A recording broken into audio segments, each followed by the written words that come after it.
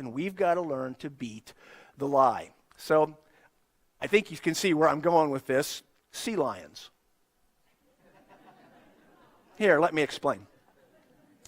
Most of you are aware of sea lions. You've probably been over at some point to San Diego to see them there, and you're aware, how clumsy they are on land. They can hardly move. Boy, they stink, don't they? Man, they stink horribly, but they love to lay around and just be in the sun, just what they do.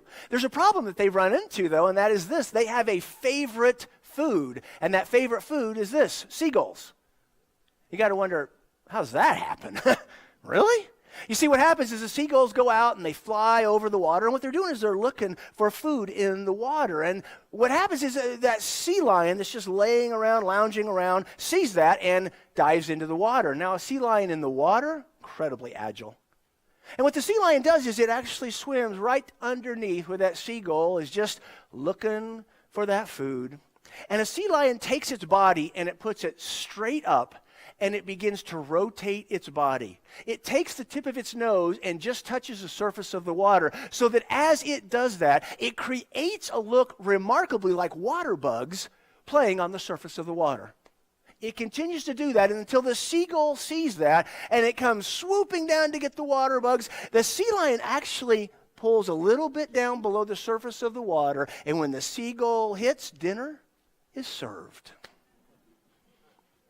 Guys, you have to realize that's quite an illustration of what the enemy does to us. You see, just like the seagull, at that moment that seagull thought, everything's good, everything worked out, I'm going to be full, I'm going to be satisfied, I'm going to be happy, and the next thing it knows, it is broken and destroyed and dead. You see, guys, what we have to understand is that the enemy is always trying to sell the lie. It's our job to recognize that, to hate the enemy and not buy the lie. So since God made everything perfect and we broke it, we have to turn around and realize that the enemy is the one that wanted all that brokenness to be there. He constantly lies to us, and we look back at him and we reject the lie. We refuse to buy the lie. This week, make that a priority. Don't buy the lie.